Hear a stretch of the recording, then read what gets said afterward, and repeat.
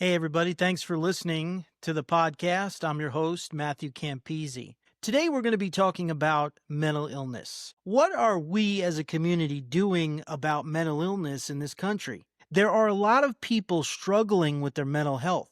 A lot of people struggling with depression, bipolar disorder, ADHD, substance abuse, and various other mental health conditions. What are we doing as a society to help each other?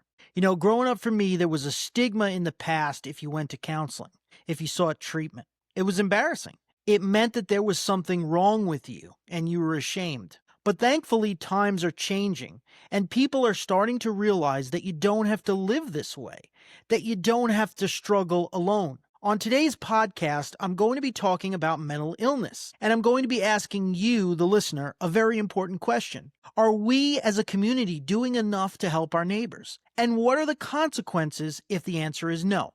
Let's start with some facts and figures. According to the National Alliance on Mental Illness, approximately 1 in 5 U.S. adults experience mental illness each year, with anxiety disorders being the most common.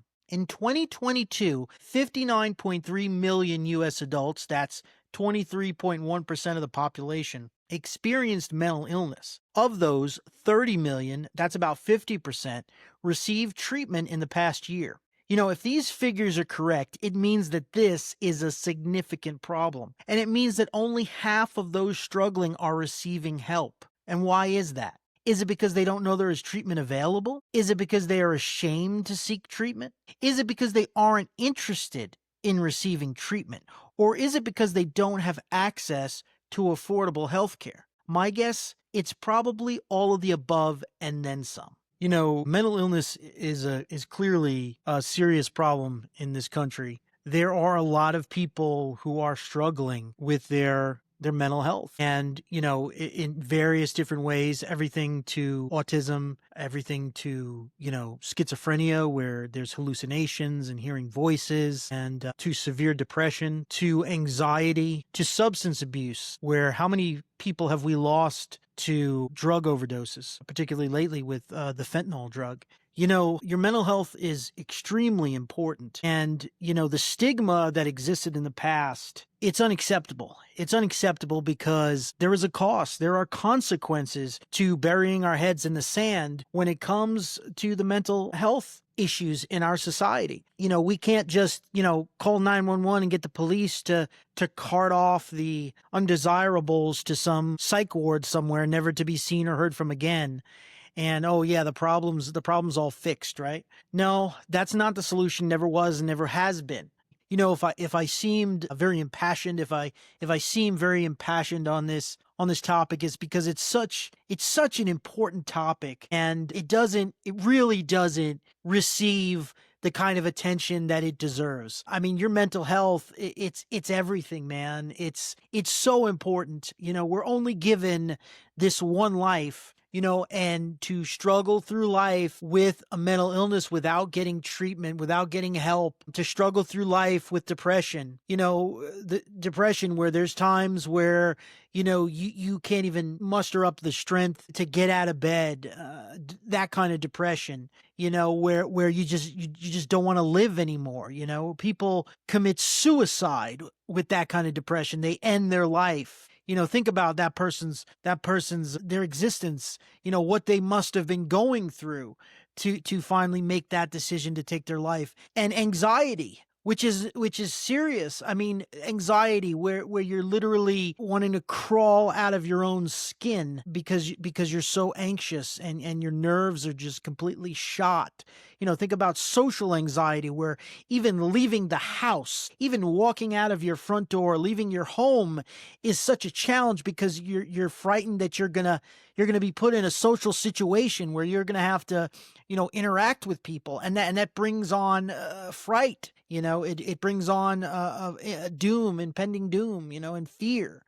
And substance abuse, where you are a slave. You are literally a slave to this substance, that your whole life revolves around, obtaining and using this substance, that everything else, plays second fiddle, to include, your children, your family, your job, and everything else that's much, much more important. mental illness, man, this is a serious topic, and it doesn't receive the kind of attention that it obviously deserves. What we need in this world is we need help, with this issue. When we have mental health problems, we need help. We need counseling. We need, cognitive behavior therapies. We need group therapies. We need, in some cases, medications. And that, I know that is a controversial topic in and of itself, whether you are pro or against the use of psychiatric medications.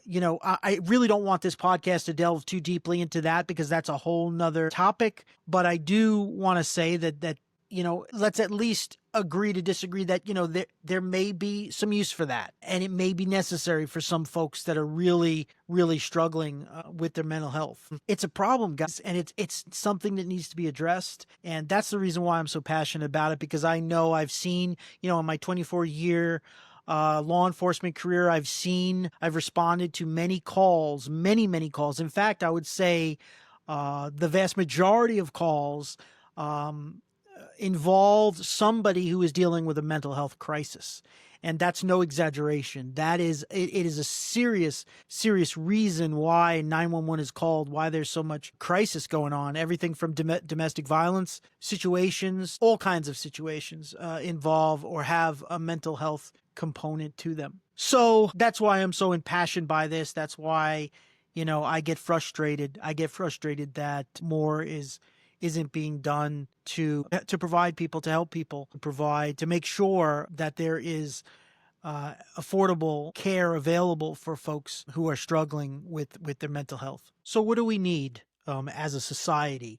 Well, we need all people of all different kinds of socioeconomic backgrounds. We need all people. If you are a person, living in the United States of America, which, is supposed to be the greatest country in the world, right? A self-proclaimed greatest country in the world, then what we need every single person of every single socioeconomic status to have access to mental health care. And, some people can afford it and some people obviously can't. So how do we provide across the board access, that people have access to a counselor, they have access to a psychiatrist, they have access to psychiatric medications if that's what they need. They have access to resources to help them with their mental health struggles. That's the kind of society that I want to live in. I want to live in a society where people who are struggling with mental health problems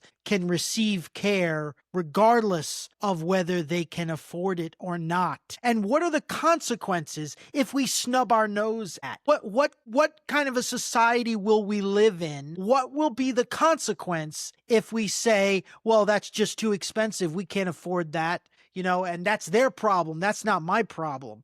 Well, think again, folks. It is your problem. It is your problem. These are your family members. These are your neighbors. These are your teachers. These are your doctors. These are your law enforcement officers. These are your fellow community members. They need your help. They need help. And I think we have a duty as a society to provide people with help. Is this a life or death situation? Absolutely. It is a life or death situation in so many ways. The obvious one, the elephant in the room, is suicide. People that have severe depression, people that have severe mental illness, suicide is a possibility. It's a very real possibility. What about violence? What about, how mental illness untreated can lead to violence? What about homelessness? How mental illness can contribute to homelessness? Do you see where I'm going with this? There is issues and problems to our society, consequences of untreated mental illness. I think we as a society have an obligation, we have a duty to reach out and to provide help for our neighbors, our family members, the people in our community that are struggling with mental illness. So I think, and what I propose as a political candidate, is support. Now, it doesn't all have to come from the government. Let's not forget I am a Republican. It doesn't all have to come from the government. I mean, I'm all for nonprofits supporting people with mental illness. but I think it needs to be a holistic approach. I think that we need a teamwork coming together, government and the nonprofit sector, and hopefully even, corporations contributing, donating to help their neighbors. Everyone in society should be coming together to help their neighbors on this issue because the consequences are severe, folks. And I'm sure many of you who are listening to this podcast, have been touched by those consequences or know someone who has. If you want to get more information about me and where I stand, my podcast, I'm also a political candidate that will be running for political office in my local area. If you want to get more information about me, I encourage you to visit my website. It is MatthewCampisi.com. That is MATT. You could find out more information about me. It has a little biography. You could contact me. There's links where you could send me your feedback. You can also follow me on Facebook, and you could follow me on TikTok. Watch my TikTok videos. The podcast will be featured on Spotify. You can go directly to Spotify to download recent podcast episodes, or you can obviously access all of my social media through my website, MatthewCampisi.com. Thank you so much for listening to Move Forward with Matthew Campisi podcast. In the future, we're going to have many special guests, occasional artistic performances, and a lot of interesting discussions where we'll be talking about things that are important and worthy of discussion. So thanks again, guys, and have a great day.